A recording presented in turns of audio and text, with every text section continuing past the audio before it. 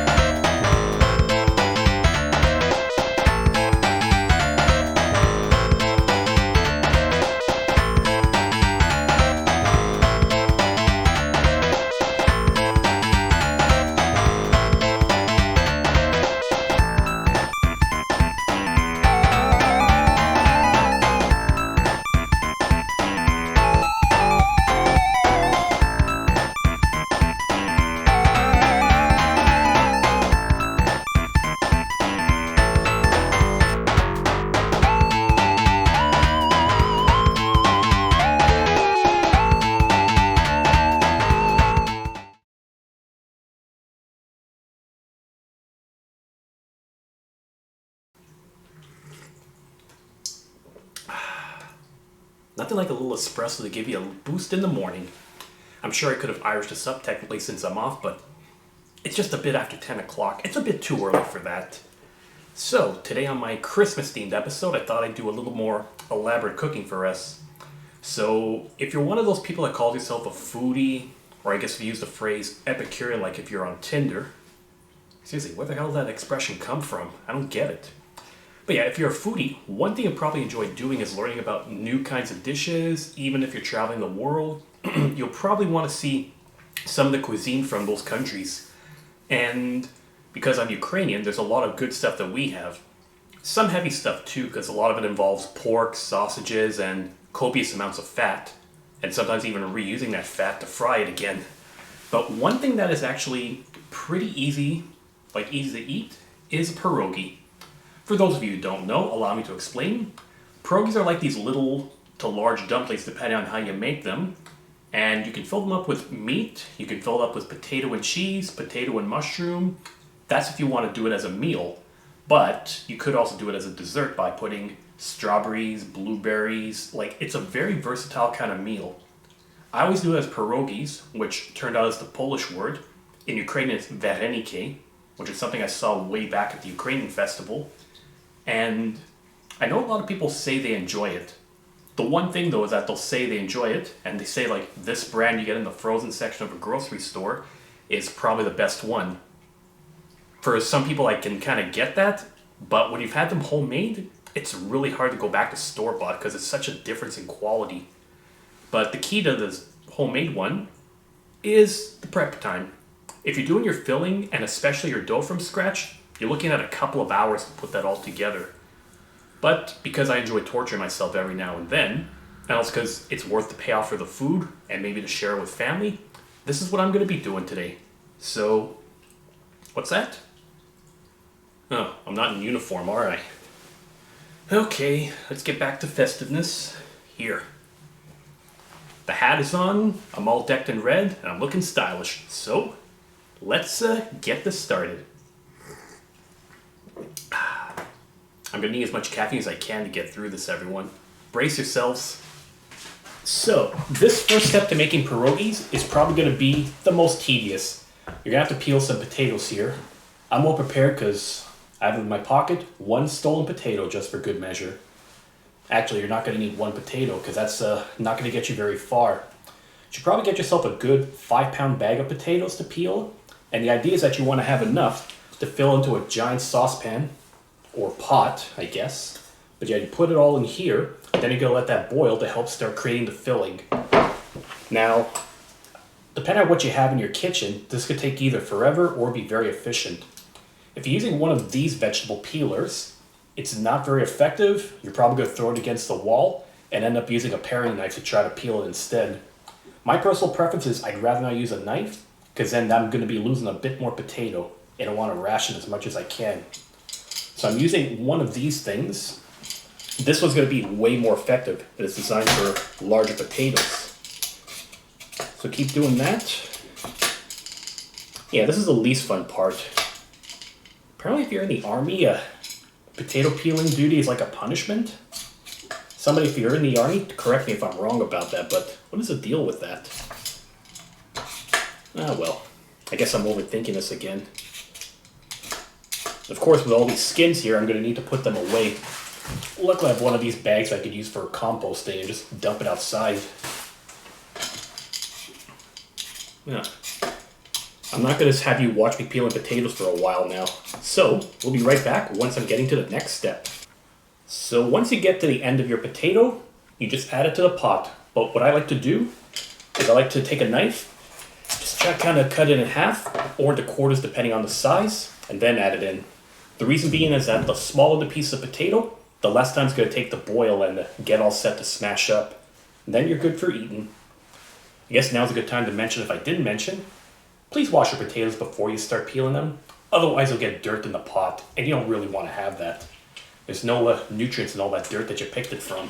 I haven't encountered any just yet, but just in case you run into some potatoes that are starting to get brown around the edge or starting to get blackened, like it's starting to rot itself from the inside, simple enough. Just peel it away, cut off the piece you don't need, then you're good. One small piece over here. Okay, something like this. Like it's starting to look like it's starting to go bad. But like I said, I'm just going to cut around it and peel it off. Because one bad spot on a potato does not kill a whole potato. Actually, how do you kill potatoes? Are you resilient as cockroaches? Beats me. Yeah, like I said, this is the most tedious part of this. But it could be worse. I could be peeling onions or chopping onions and accidentally sniffing it like an idiot. But it still smells fine. Oh. Crying now. Should not have done that. Seriously, what was I thinking then? Ugh.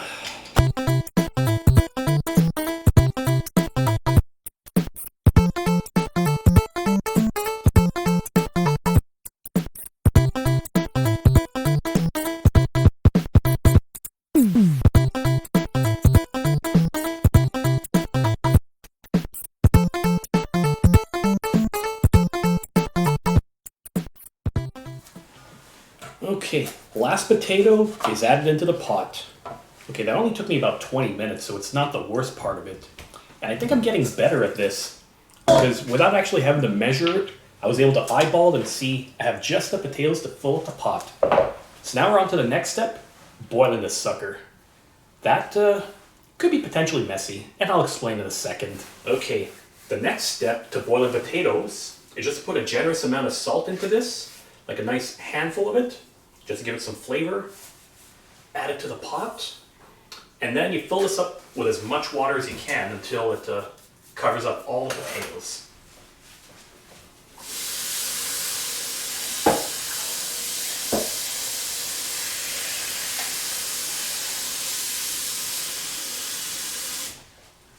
There, mostly covered, but it should be sufficient. So I'm going to put it onto the back large burner, and then put it to maximum to start. And then once it starts to bubble, I'll have to cut the heat so that it doesn't overflow as much. If you've made potatoes before in a pot, if you boil them, then you know they could get kind of messy around here and it would start to overflow. So this step, do not get away from the kitchen. Keep an eye on it so that when it does go off, you could be there to lower the heat and just keep an eye on things. And of course, for maximum efficiency, turn your range hood on. That way it vents out all the smoke that's going to be generating here.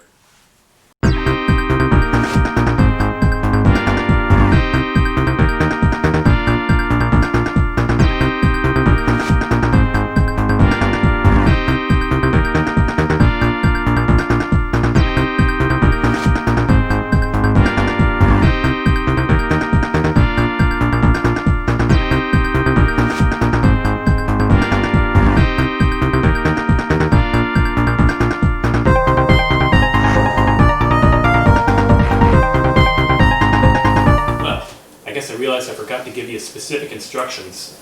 Once you see this bubbling starting to overflow, you can cut the heat to medium high, just enough so you can reduce the overflow, and then you let it boil for like a good 20 to 30 minutes. The idea is that you want to have these completely boil through. The way you tell if a potato is boiled is you have to stick a fork in your piece. If it's solid and it's not going to be falling off, it's still undercooked and you need to give it more time. But if you stick it in, it falls apart or the piece of potato slips off, you know you've got it well. So let's see, just need a little bit more time for this. So I'm going to do a quick test to see what these potatoes are looking like now. And, ooh, get loaded off potato fumes, people. Alright, take a few pokes. So it looks like it's going in really easily, and there's getting to be less resistance in the center of the larger piece of potato. So what that's telling me is that these are really starting to get pretty cooked. But I'm going to give it like another 7 minutes to go through, and then we can move on to the next step. Now let's do another test, everyone.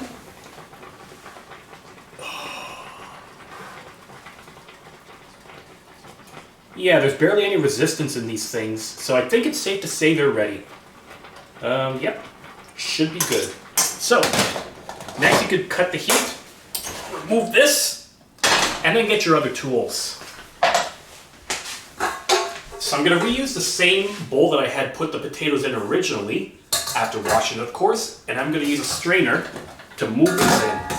Because then what you got to do is mash it up. Do the monster mash. Actually, no, it's not Halloween. Well, I guess some people will be celebrating a Halloweeny Christmas, maybe? I don't know, I'm just making this up as I go along. So, scoop up as much as you can here without getting the water in. And then, you can start preparing your filling. Ah! Lost a potato! Oh, I only lost a fraction of it. Not the end of the world. So I've got my potatoes all here, ready to be mashing up. And one thing I forgot to mention you probably should do, check that burner that you were boiling the potatoes on, and you might need to do a bit of a cleanup because potato boiled with starch and then the runoff you get is kind of nasty. But yeah, next you'll basically be using the masher to mash these up really well. Of course, you can't just mash it on its own, you need to add something else. It's like when you do mashed potatoes. And anyone says that the way to cook mashed potatoes is just boil water and add that instant potato shit, you're getting a candy cane on the back of your head.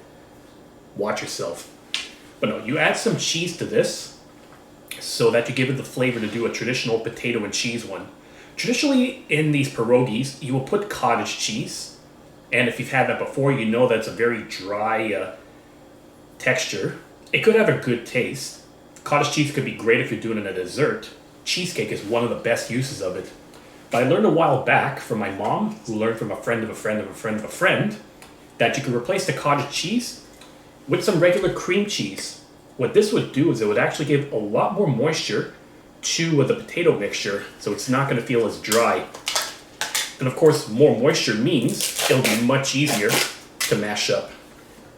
As for the amounts you would put, this container is like, where's the size on this? 227 grams.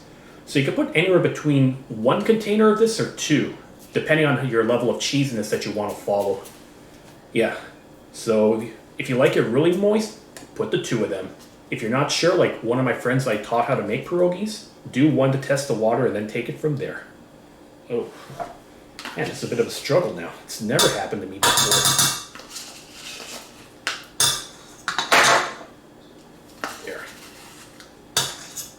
That's one down.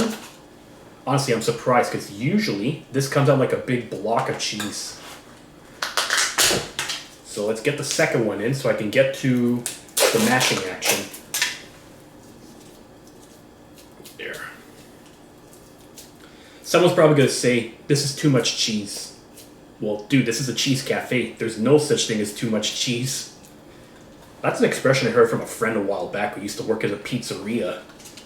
Said that whenever they were putting together the dishes, the cheese was actually the most expensive part of the meal. Which I could kind of see, because if you see the price of cheese in stores, it ain't, you're not getting that much of a discount. So then if ever they put so much cheese on a pizza, he was always told by the boss, like, oh no, too much cheese, too much cheese. And then eventually, too much cheese kind of became a euphemism to say, like, oh, it's too expensive, or it's not cheap. So we think that, you're overpaying them for a gift, you're just going to say, that's too much cheese. And of course, that expression had evolved over the years so that it applies more to me, being the cheese factory. If you've been watching my channel, you know exactly what that means. If not, look at the link on the top right, and then you'll see. I do make a reference to a previous video for what that meant. Yeah. So keep mashing this up. The idea is you want to have as little chunks in here as possible so that everything mixes well. There. I love the smell of that stuff because it makes me think of the finished product. And when I'm finished with this will have been the easiest part of the pierogi making process. Because the potato peeling is tedious, but for the filling, you can easily whip this up anywhere between an hour to an hour and a half, depending on how effective you are, and if you also have some help with this. Now, the tricky part, the part that takes the longest, is creating the dough and stuffing this all up. But before I do get to that, I'm probably going to need some lunch. I need to refuel and get some energy. So we shall see. So this stuff has been mixed really well, and this is the result. Yeah, it may not look as appetizing like this, but it is really tasty when you mix it all together, especially in the pierogi. The friend that I taught to make this a few years ago, she thought that you could actually put chives in here, and that's actually a pretty good idea. I never would have guessed. Chives, maybe some basil, that could be awesome too. So, there's going to be some chunks in here, but I guess the only surefire way you're not going to get chunks is if you, I don't know, take a hand mixer, put it in, and then just start whipping potatoes. Whipping potatoes. I just gave myself a very silly visual about that. I'll let you try to figure out what I'm thinking of. Okay, so yeah, my point is, you can whip the potatoes to get it as creamy as possible, but then like this, even if you have a few chunks in here, it's not the end of the world. It's still going to be delicious and very tasty. So now that this is done, we're going to keep this aside. I'm going to go get some lunch. I think I have some leftover meatloaf and rice in there I can probably eat. Meatloaf is something I was whipping up earlier in the week. I did originally record a vlog for that. Problem is I ran into some tech issues. This is what happens when I try to upgrade my recording equipment when my computer's not equipped for that stuff. I gotta do some updates eventually. So, we'll be right back after this intermission and maybe after one of these messages.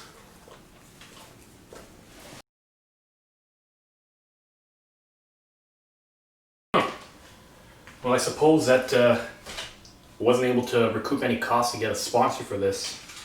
I'm gonna talk to my accountant sometime.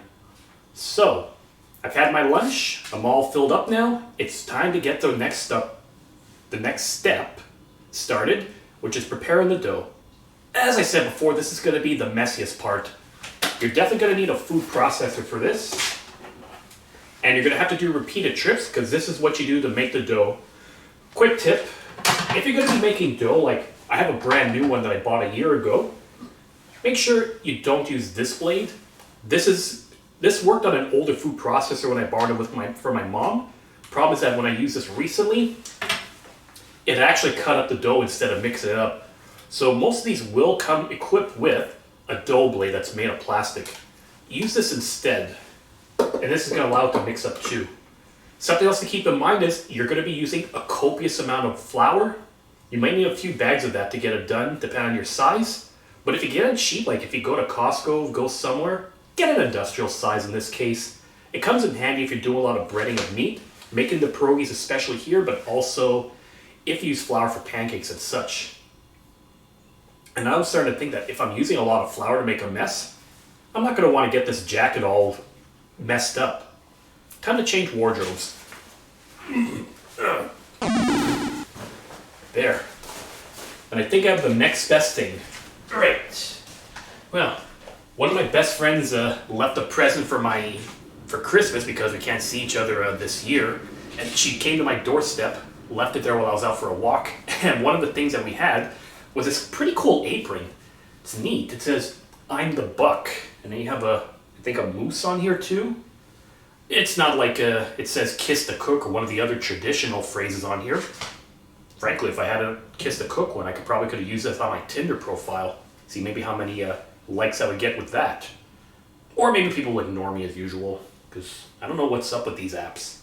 I feel like I have to be, I don't know. that's a rant for another time, I suppose. But long story short, this apron is going to come in handy to keep me from getting all messy. Everything will be caught here. So, I have the food processor here. I'm going to get the flour set up, and I'm going to need a couple of other ingredients too. And this is going to be the key thing for when you're doing your dough. Watch. Alright, now here's a secret to making your own dough from scratch. You're going to have your food processor over here to fill up your ingredients. So your basic dough is going to take all the following. You would start with 2 cups of flour, give or take. Throw it inside.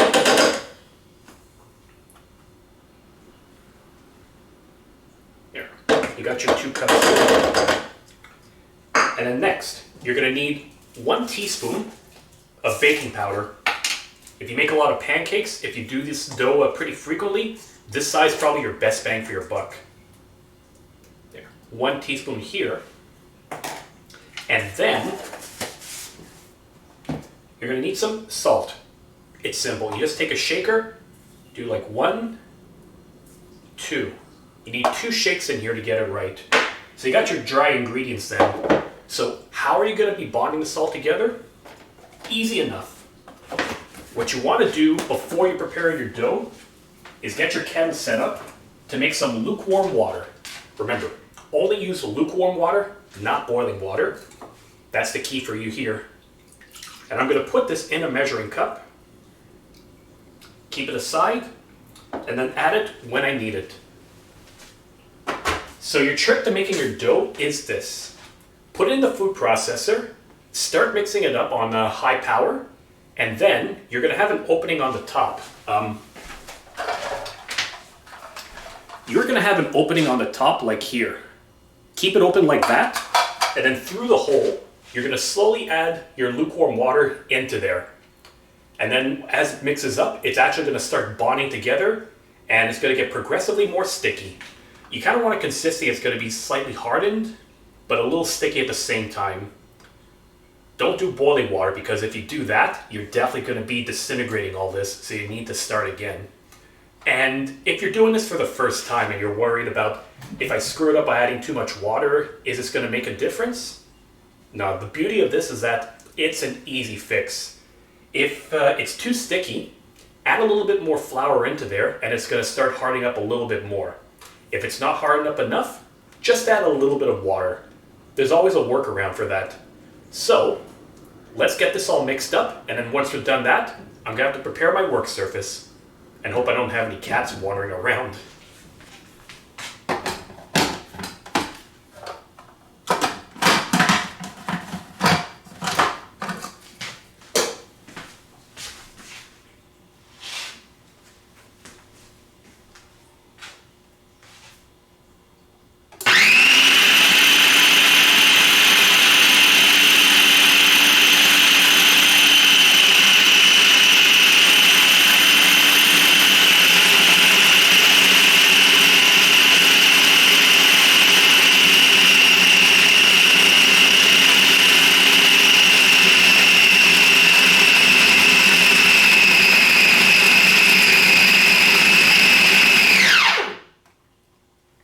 And there you have it, everyone.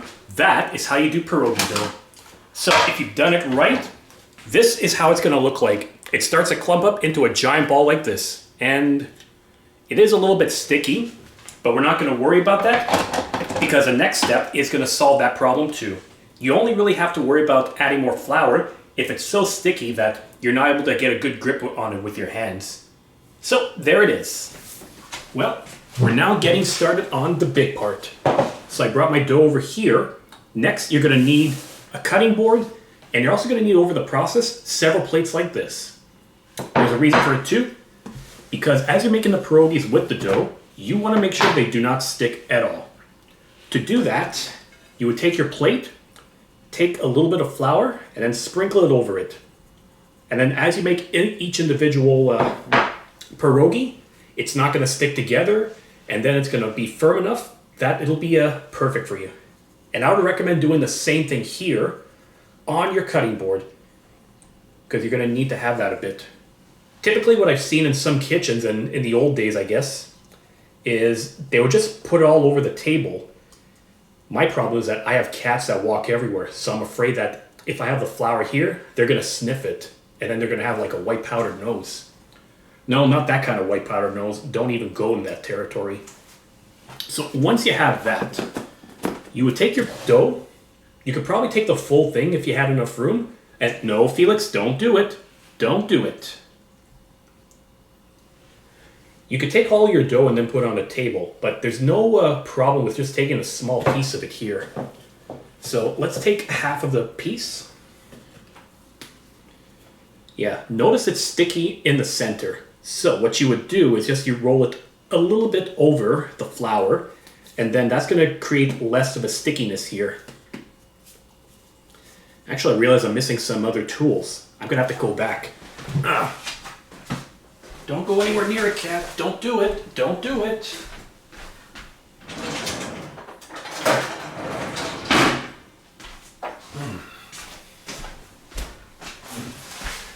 All right. Sorry for the interruption. So I forgot the most important thing if you're working with dough: a rolling pin and a glass. No, this isn't a pint glass. This is not for the beer. This is an actual thing you would use. They do make cutters for this that you could cut your circles in when you put the dough out, but just get a small glass and you're fine too. It's like the ultimate DIY. So next, let's get this out of the way. Next, what you want to do is just roll out your dough. Just extend it out just enough. It could be thick, it could be thin, depending on your preferences. And what I want to do is I want to get like maybe a good 5, maybe 6 out of this. It really all depends how effective you are with this stuff. If you're anything like me, you start off well and intricate in the beginning, but then once you get to the end, you think, shoot, I've been working on this for 2 hours already. I want to get it over with. Of course, if you have someone that you're working with to put this together, then that makes the process even easier. So once you have it well rolled out, you just take your glass, apply it here, and it's supposed to look like this. Simple. So you repeat for as many circles as you can get for this. Actually, I think I'm going to get way more than 6. I'm actually pretty lucky.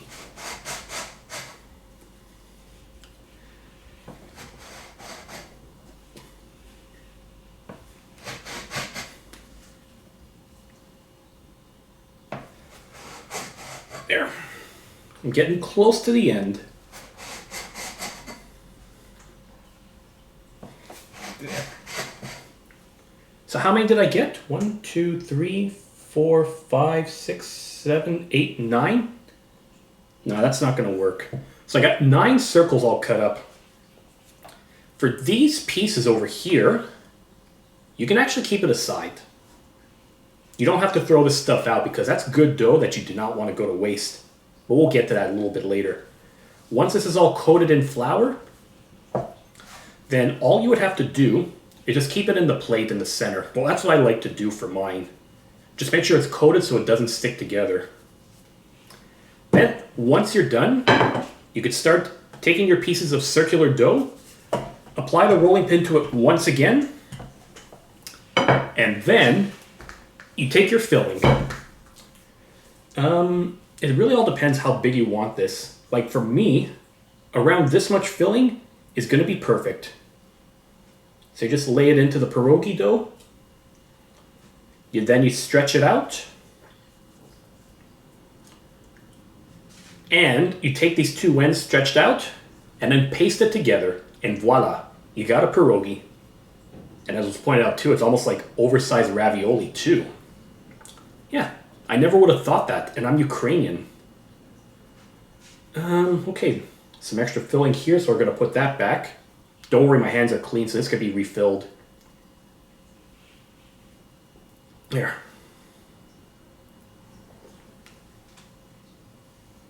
And then, of course, if you're having trouble getting this sticking together, you do have an option. You could take your boiled water, or actually your lukewarm water, stick your finger in it, and then place it on the edges on the inside of this. That gives it another bonding effect too, and it'll stick better together. If they don't stick well together, and when you get to the cooking step, it ain't gonna last. It's gonna fall apart potentially. I did have like one issue a while back with this where I thought I could freeze these up and then cook them another time. But the problem is that I had it all stuck together on a plate in the freezer. And then once it froze up, it was all bonded and sticky. So when I tried to take it all apart, I ended up with like a big gooey potato mess. It was delicious, but man, you can imagine my disappointment. And there, this is how it looks. Lay it on the plate, and then repeat the process. What you want to do with this is you want to keep making all of this until you're all out of dough. And then when you're out of dough, you repeat the previous step to make a new batch, and then continue from there. Keep going with that until you have no more filling, or until you get bored. Let's see, to give you an idea, I did one. Depending on how I make these, I could get anywhere between 40 to 60 pierogies. That's a really good yield, especially since I'm expecting to send some to my mom's house too, because I know she's looking forward to this stuff. And don't worry, she's going to do an exchange with me too. I'm going to send her pierogies, she's going to send me stuffing. It's going to be great. Okay, continue on with this next step. I may actually be needing a brew very soon. It's a bit after lunch, and fuck it, I'm going to be on vacation anyways. But we'll see. Done my first batch of dough, and here's the first batch of pierogies already done. I managed to get around a good 17 from there, which is around a good amount. Typically I can average between 15 to 20, depending on how thin I've done the dough and how much I stretched it out. So once you're done with that, you'll put the plate aside, get another plate full of flour, and then start again. I've got around this much filling left to go, and it was actually a bit higher than that previously. Something tells me I'm going to need like maybe, I want to say at least 2 more batches of dough to clear all this up. And before I continue on, in case you made this before, or if you haven't but you notice it, while you're working around the kitchen, you will be needing to wash your hands a lot, because it is rather messy. Playing with dough, playing with flour, playing with this stuff here. You know, it comes with the territory, but again, it's really worthwhile. There's a pint glass over here. It's almost like some higher power wants me to start drinking a beer now, even though it's lunchtime. And I guess I can't go against my gods, can I? Oh wait, is there something in my back pocket? Ooh, jackpot. And it's the perfect one for an occasion like this. This one's from Öschlag, and yes, it is from Hochelaga, because if it's Öschlag but not from Hochelaga, I call false advertising for it. It's one I've had my eye on for a little while, called Nano IPA. I've seen my share of light beers in the past, like going to about 3.5% or so. Those tend to be session IPAs, and this one is a session IPA, but it's at 2.5%, so it's like, this is the lightest one I've ever had in my life. Or the lightest one I'm about to have. I was going to buy this originally, but a buddy of mine decided to drop off some gifts at my doorstep, since we haven't been able to see each other in quite some time. And he brought a nice delivery of some various microbrewery beers. I had some stuff mailed to him as well, and just in case he didn't receive it, I had something else put aside. One of our favorite New England IPAs, the Boreal Northeast IPA, I stocked up on a few of them because it was in stock again, and I know those fly off the shelves like mad. So I got one, gave it to him, and I made sure to give it to him in a brown paper bag. As bad as that sounds, the truth is though, that's like his style. Like, I had done a birthday present last year for him, a nice bottle of whiskey, and I thought, I'm just going to recycle my old stuff and try to be economical.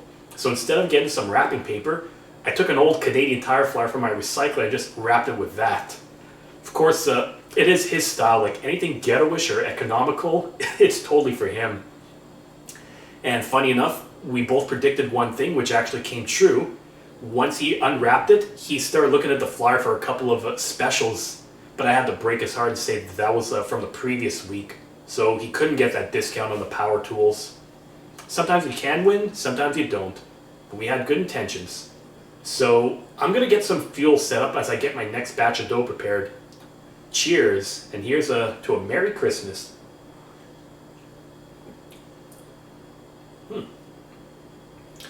light and definitely has a hoppy taste. So it's definitely the session IPA. And you know what? For something that's like 2.5%, it actually does have a lot of flavor.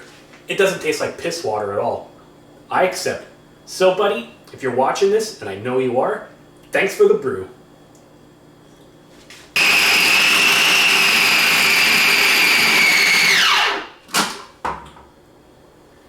Okay, this batch looked like it turned out a little bit sticky.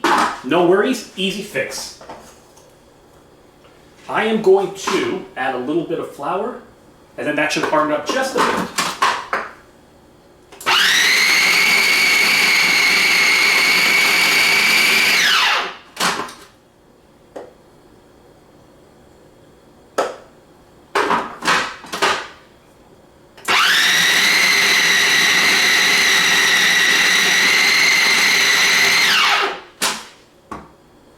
Much better.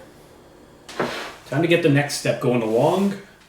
Alright, I'll admit, I'm realizing that if I was to film every single step of me doing this is going to be a long vlog and it's going to get a little tedious.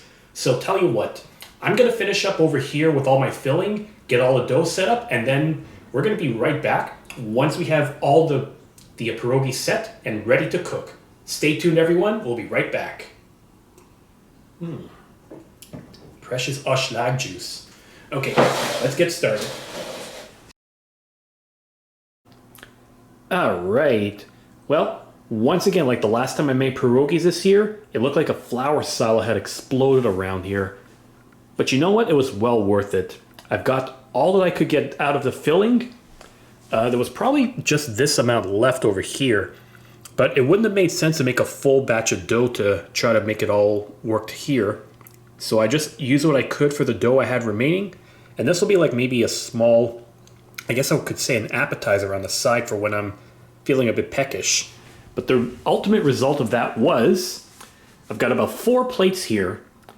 The total estimate is, I want to say 55 pierogies. So pretty good yield, and it's like average for what I could get. It could go anywhere for 40 to 60 depending on how I make them. And now, I'll be going to the next step, which is the actual cooking process.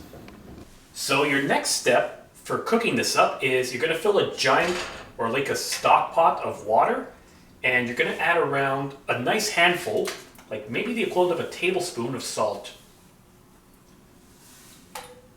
So what you're going to do is you're going to set this up to boil, and then once the water starts boiling, this is when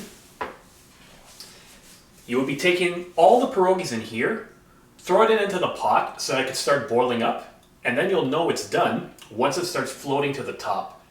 Then once it floats to the top, I'm going to take a pan, fill it up with some butter. Once again, for my usual technique, I'm using unsalted butter to minimize my sodium intake. And then you just want to lightly coat it. Minimum, just a light coating so that when you put it in a container, it's not going to stick together. But there are some people who are going to like to brown up just a little bit too, to crisp it up. And if you really are old-fashioned, some people would like to put caramelized onion in here as well. For me, I grew up on this without the caramelized onion because, well, honestly, as a kid, I never really liked onion to begin with, but I just got used to having it without it. So this is going to be the big step. And I guess now would be a good time to say there's going to be a lot of cleanup to do with all of this, but if you have a dishwasher, this is one time that it's really handy. Just shove everything in there. I tend to do my stuff by hand because I have minimal dishes to do in the house. But this case, I'm definitely going to do it. Alright, so let's get this water starting to boil. We're going to get the fan on, and then we can get started on cooking this. And while I'm waiting for this to heat up, I should probably do some cleanup around here. Well, this thing is starting to steam up a lot. Probably getting close to the boiling point. So safe to say it's almost time to add these in. So next what I'm going to do is I'm going to start adding the butter to my skillet, heat that up, so that by the time the water is fully boiled and all the pierogies are floating to the top, this is going to be heated up well enough to start browning everything. Just play it by ear too. Like, on a giant skillet around that size, I'm going to be doing this much butter. And that should be enough. So boil, saute, put in a container afterwards, and then when you're getting low, you can just add a little bit more butter as well. Ooh, let's get this started. Oh yeah, I know what I was doing.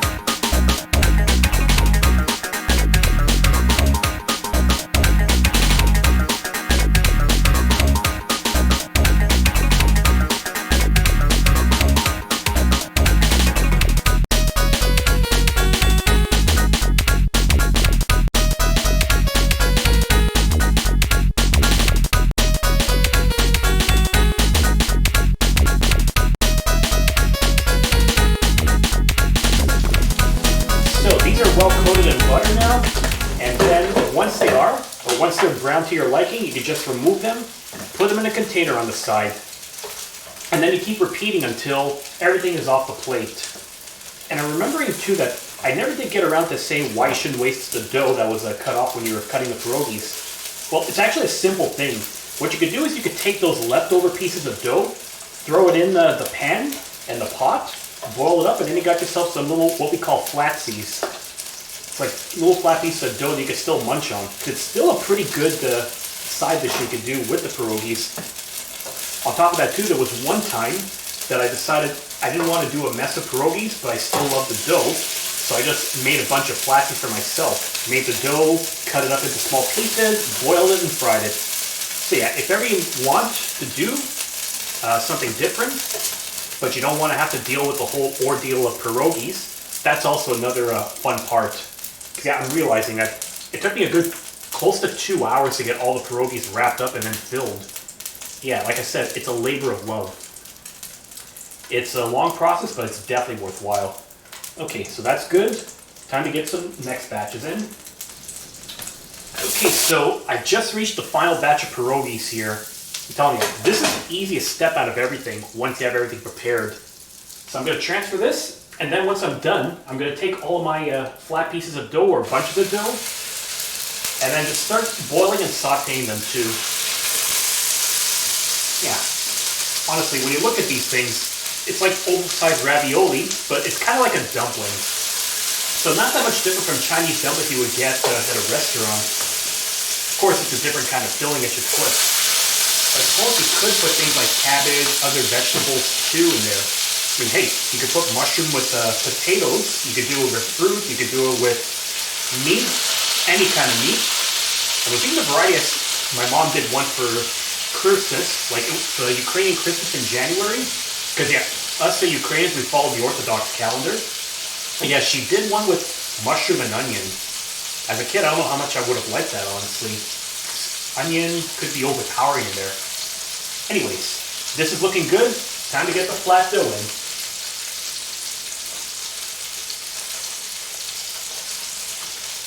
And you can have fun with this. You can break it apart, throw it in there, or as one of my closest friends did when we made it together, she rolled up into little balls and was playing basketball with it. Made a bit of a mess, but hey, whatever makes her happy. Well, the last of the flatties are all well cooked. So, just throw any random pieces of dough. This is what it looks like. Super tasty also. So I think it's time to cut the heat and remove this. I already cut the heat for the water because I'm not going to need that anymore. But basically, this is my yield I was able to get. 55 pierogies, a good amount of flatsies, and plenty to share with my mom too. So I'll make sure she also gets a good amount of this. So yeah, I started this thing around 10:30ish, and now it's 3:30. It took a little longer than I expected. Or maybe it does take this long, I just forgot. This is going to be beautiful. As for how you're going to eat this, because I'm sure someone will probably give me shit for eating this plain, rest assured there is an option. So stay tuned. Once I'm ready to have this for supper, you're going to see this. First, I think I need one more coffee to get through this, because I have a lot of cleanup I got to do. We'll be right back once again. I'll admit, the fruit of my labor is going to pay off because I'm super stoked to have this meal. I've got 3 pierogies over here for myself.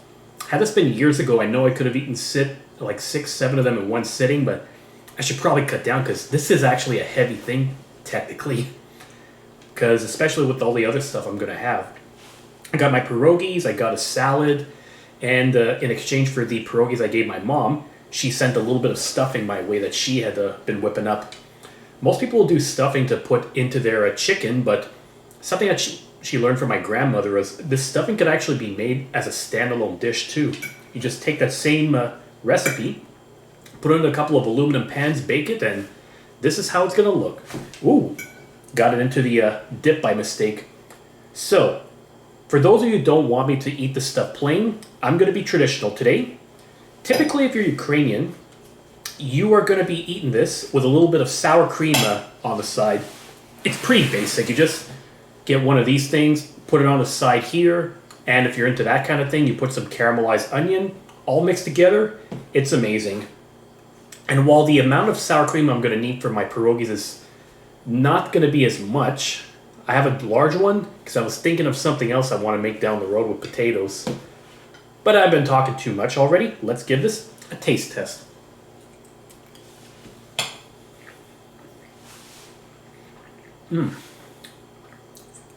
Delicious. It makes all the blood, sweat, and tears worthwhile because this stuff is so good. The filling is very moist, very creamy. The dough is fried up just enough that it has a bit of a crisp, so it's satisfactory. Actually, maybe I should have some of the stuffing too. That way I can highlight my mom's side of the cooking too.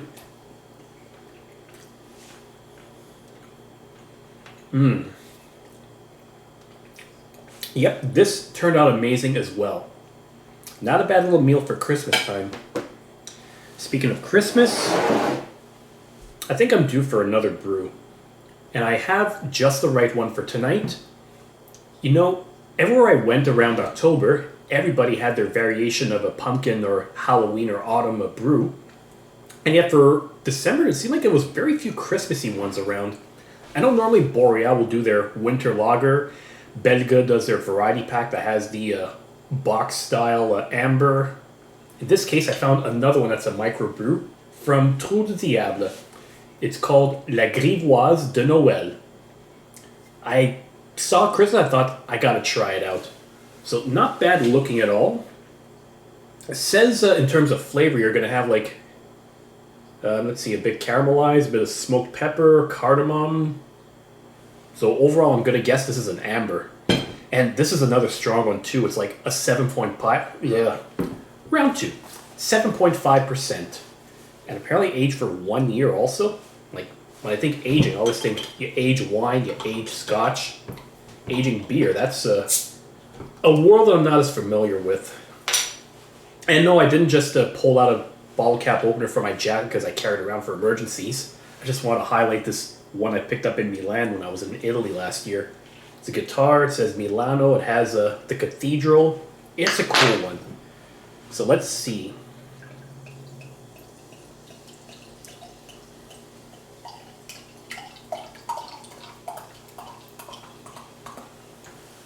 Yep, this definitely looks like it's going to be an amber based on the color. Or maybe like a pale ale also, because sometimes I find those can be borderline one or the other.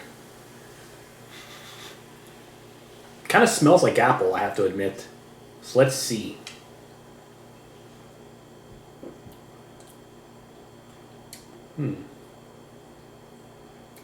It's an amber because it's a bit on the sweet side. But with caramelized hops, it does make sense. I don't really taste the pepper, and I don't taste the smokiness in here, though, so what do I know? Well, overall, what a great day, and a very weird year that we call 2020. So, hopefully, anyone who's been watching this so far, hope I've entertained you as much as I could. Hopefully, you learned a bit about cooking, enjoyed some of the beers that I had been highlighting, and above all else, hope you just enjoy watching it, period. This has been a Christmas edition of the Wandering Ukie Cheese Café. So thanks everyone. Remember, if you like what you see, hit the subscribe button, hit a like, leave a comment, share the cheese with anyone you want. And I guess if you're watching this on Facebook or if you see this on Facebook, do me a favor, watch the video and don't just post a like just because it's posted. I need the views on this stuff. So peace, and I'll see you probably before the new year starts. Happy Christmas, everyone. Happy holidays.